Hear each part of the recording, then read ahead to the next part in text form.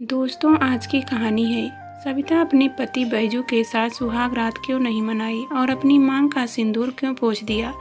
कहानी पसंद आए तो वीडियो को लाइक और सब्सक्राइब जरूर करना। ये सविता, तेरा चक्कर चल रहा है ना अमित के साथ? कुहनी मारते हुए सविता की सहेली नीतू ने पूछा। सविता मुस्कुराते हुए बोली, हाँ सही है।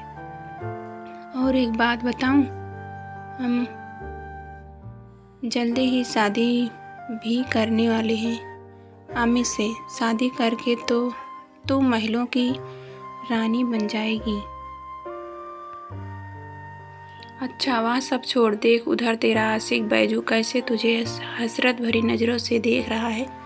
नीतू ने तो मजाक किया था, क्योंकि वह जानती थी कि बैजू को देखना तो क्या, सविता उसका नाम भी सुनना तक पसंद नहीं करती। सविता चिढ़ उठी। वह कहने लगी, तू जानती है कि बैजू मुझे जरा भी नहीं भाता, फिर भी तू क्यों मुझे उसके साथ जोड़ती रहती है? अरे पगली, मैं तो मजाक कर रही थी, और तू है कि अच्छा अब से नहीं करूँगी बस। अपने दोनों कान पकड़ते हुए नीतू बोली, पक्का ना? अपनी आंखें तरेरते हुए सविता बोली, कहाँ मेरा अमित, इतना पैसे वाला और हैंडसम, और कहाँ यह निठल्ला बैजू। सच कहती हूँ नीतू, इसे देखकर मुझे घिन आती है। बिमला चाची खटमर कर कमाती रहती है, और यह कम कोढ़ी बैजू गांव के चौराहे पर बैठकर पान खैनी चबाता रहता है। बोझ है यह धरती पर। चुप चुप देख, बिमला मौसी इधर ही आ रही है।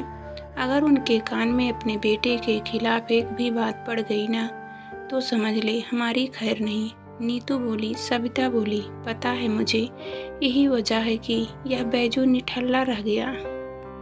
बिमला की जान अपने बेटे बैजू में ही बसती थी। दोनों माँ बेटा ही एक दूसरे का सहारा थे। बैजू जब 2 साल का था तभी उसके पिता चल बसे थे। सिलाई कढ़ाई का काम करके किसी तरह बिमला ने अपने बेटे को पाल पोस कर बड़ा किया था। बिमला के लाड प्यार में बैजू इतना आलसी और निकम्मा बनता जा रहा था कि ना तो उसका पढ़ाई लिखाई में मन लगता था और ना ही किसी काम में। बस गांव के लड़कों के साथ बैठकर हंसी मजाक करने में ही उसे मज़ा आता था।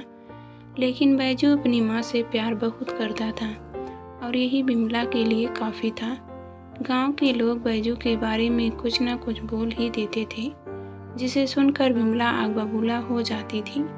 एक दिन बिमला की एक पड़ोसन ने सिर्फ इतना ही कहा था, अभी इस उम्र में अपनी देह कितना खटाएगी बिमला, बेटी को बोल कि कुछ कमाए धमाए। कल को उसकी शादी होगी, फिर बच्चे भी होंगे, तो क्या जिंदगी भर तो ही उसके परिवार को संभालती रहेगी? या तो सोच कि अगर तेरा बेटा कुछ कमाएगा धमाएगा नहीं, तो कौन देगा उसे अपनी बेटी? बिमला कहने लगी, मैं हूँ अभी अपने बेटे के लिए। तुम्हें ज़्यादा चिंता करने की ज़रूरत नहीं है, समझी? बड़ी आई मेरे बेटे के बारे में सोचने वाली, देखना इतनी सुंदर बहू लाऊंगी उसके लिए कि तुम सब जल कर खाक हो जाओगे। सविता के पिता रामकृपाल डाकिया थे। घर घर जाकर चिट्ठियां बांटना उसका काम था, पर वे अपनी दोनों बेटियों को पढ़ा लिखा कर काबिल बनाना चाहते थे। उनकी दोनों बेटियां भी पढ़ने में होशियार, लेकिन उन्हें यह पता नहीं था कि उनकी बड़ी बेटी सविता अमित नाम के एक लड़के से प्यार करती है, और वह उससे शादी करने के सपने भी देखने लगी है। यह सच था कि सविता अमित से प्यार करती थी, पर अमित उससे नहीं बल्कि उसके जिस्म से प्यार करता था।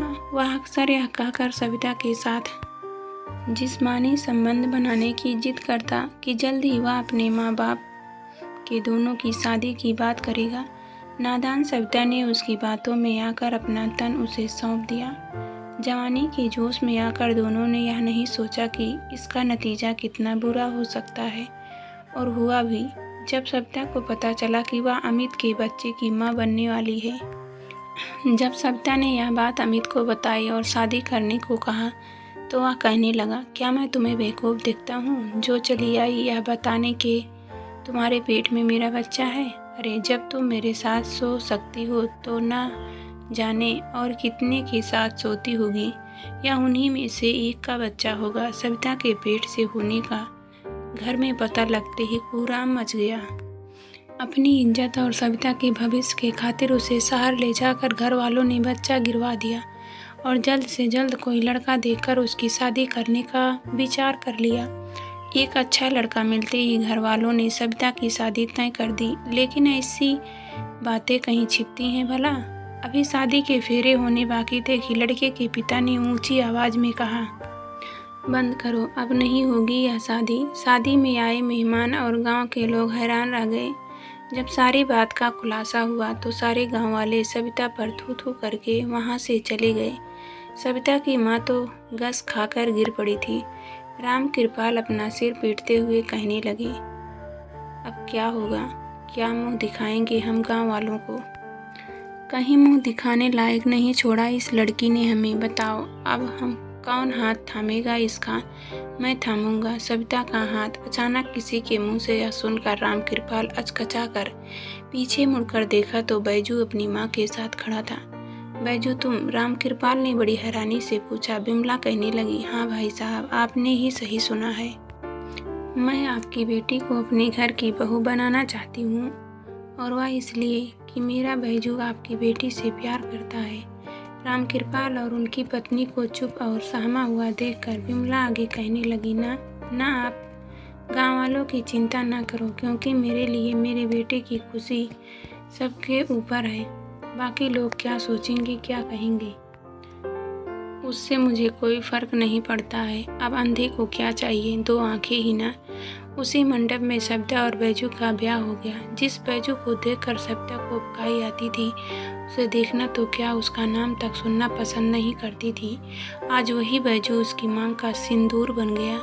सविता को तो अपनी सुहागरात एक काली रात की तरह दिख रही थी। क्या मुँह दिखाऊंगी मैं अपनी सखियों को? क्या कहूँगी कि जिस बैजू को देखना तक गंवारा नहीं था, मुझे आज वही मेरा पति बन गया? नहीं, ऐसा नहीं हो सकता। इतनी बड़ी नाइंसाफ़ी मेरे साथ नहीं हो सकती। सोचकर ही वह बेचैन हो गई। तभी किसी ने आने की आहट से उठकर खड़ी हुई। अपने सामने जब उसने बैजू को खड़ा देखा तो उसका पारा 7वें आसमान पर पहुंच गया। बैजू के मुंह पर अपने हाथ की चूड़ियाँ निकाल कर फेंकते हुए सविता कहने लगी, तुमने मेरी मजबूरी का फ़ायदा उठाया है। तुम्हें क्या लगता है कि 2 चुटकी सिंदूर मेरी मांग में भर देने से तुम मेरे पति बन गए? नहीं, कोई नहीं हो तुम मेरे। नहीं रहूँगी एक पल भी इस घर में तुम्हारे साथ मैं, समझ लो। बैजू चुपचाप सब सुनता रहा। एक तकिए लेकर उसी कमरे के एक कोने में जाकर सो गया। सविता ने मन ही मन फैसला किया कि सुबह होते ही वह अपने घर चली जाएगी। तभी उसे अपने माता पिता की कही बातें याद आने लगी। अगर आज बैजू न होता तो शायद हम मर जाते, क्योंकि तुमने तो हमें जीने लायक छोड़ा ही नहीं था। हो सके तो अब हमें बख्श देना बेटी, क्योंकि अभी तुम्हारी छोटी बहन की भी शादी करनी है। हमें कहाँ ठिकाना था अब उसका इस घर के सिवा? कहाँ जाएगी वह? बस यह सोचकर सविता ने अपने बढ़ते कदम रोक लिए। सविता इस घर में पल पल मर रही थी। उसे अपनी ही जिंदगी नरक लगने लगी थी, लेकिन इस सब की जिम्मेदार भी तो वही थी। कभी कभी सविता को लगता कि बैजू की पत्नी बनकर रहने से तो अच्छा है कि कहीं नदी नाले में डूबकर मर जाए। पर मरना भी तो इतना आसान नहीं होता है। माँ बाप, नाते, रिश्तेदार, यहाँ तक कि सखी सहेलियाँ भी छूट गई उसकी, या यूँ कहीं कि जानबूझकर सबने उससे नाता तोड़ लिया। बस जिंदगी कट रही है उसकी। सविता को उदास और सहमा हुआ देखकर हंसने मुस्कुराने वाला बैजू भी उदास हो जाता था। वह सविता को खुश रखना चाहता था, पर उसे देखते ही वह ऐसे चिल्लाने लगती थी जैसे कोई भूत देख लिया हो। इस घर में रहकर न तो वह एक बहू का फर्ज निभा रही थी और न ही पत्नी धर्म। उसने शादी के दूसरे दिन ही अपनी माँ का सिंदूर पोंछ लिया था। शादी हुए कई महीने बीत चुके थे, पर इतने महीनों में तो न तो सविता के माता पिता ने उसकी कोई खोज खबर ली और न ही कभी उससे मिलने आए।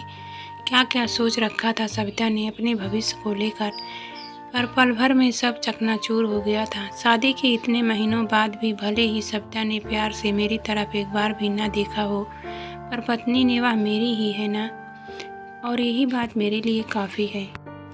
यही सोच सोच कर बैजू खुश हो उठता था। एक दिन न तो बिमला घर पर थी और न ही बैजू। तभी अमित वहाँ आ धमका। उसे यूँ अचानक अपने घर आया देख सविता हैरान रह गई। वह गुस्से से तमतमाते हुए बोली, तुम्हारी हिम्मत कैसे हुई यहाँ आने की? अमित कहने लगा, अब इतना भी क्या गुस्सा, मैं तो यह देखने आया था कि तुम बैजू के साथ कितनी खुश हो। वैसे तुम मुझे शाबाशी दे सकती हो और ऐसे क्या देख रही हो, सच तो ही कह रहा हूँ कि आज मेरी वजह से ही तुम यहाँ इस घर में हो। सविता हैरानी से बोली, तुम्हारी वजह से क्या मतलब? अरे मैंने ही तो लड़के वालों को हमारे संबंधों के बारे में बताया था, और यह भी क्यों तुम मेरे बच्चे की माँ भी बनने वाली हो। सही नहीं किया क्या मैंने? अमित बोला। सविता यह सुनकर हैरान रह गई। वह बोली, तुमने ऐसा क्यों किया, बोलो ना। जानते हो सिर्फ तुम्हारी वजह से आज मेरी ज़िंदगी नरक बन चुकी है। क्या बिगाड़ा था मैंने तुम्हारा? बड़ा याद आता है तुझे तेरा यह गोरा बदन। सविता के बदन पर अपना हाथ फेरते हुए अमित कहने लगा तो वह दूर हट गई। अमित बोला, सुनो, हमारे बीच जैसा पहले चल रहा था। मतलब? सविता ने पूछा, हमारा जिस्मानी संबंध और क्या। मैं जानता हूँ कि तुम मुझसे नाराज हो, पर मैं हर लड़की से शादी तो नहीं कर सकता ना। अमित बड़ी बेशर्मी से बोला, मतलब तुम्हारा संबंध काइयों के साथ रह चुका है। छोड़ो ये सब पुरानी बातें, चलो फिर से हम जिंदगी के मज़े लेते हैं। वैसे भी अब तो तुम्हारी शादी हो चुकी है, इसलिए किसी को हम पर शक भी नहीं होगा। कहता हुआ हद पार कर रहा था अमित। सविता ने अमित के गाल पर एक जोरदार तमाचा देकर मारा और कहने लगी, क्या तुमने मुझे धंधे वाली समझ रखा है? माना कि मुझसे गलती हो गई तुम्हें पहचानने में, पर मैंने तुमसे प्यार किया था और तुमने क्या किया?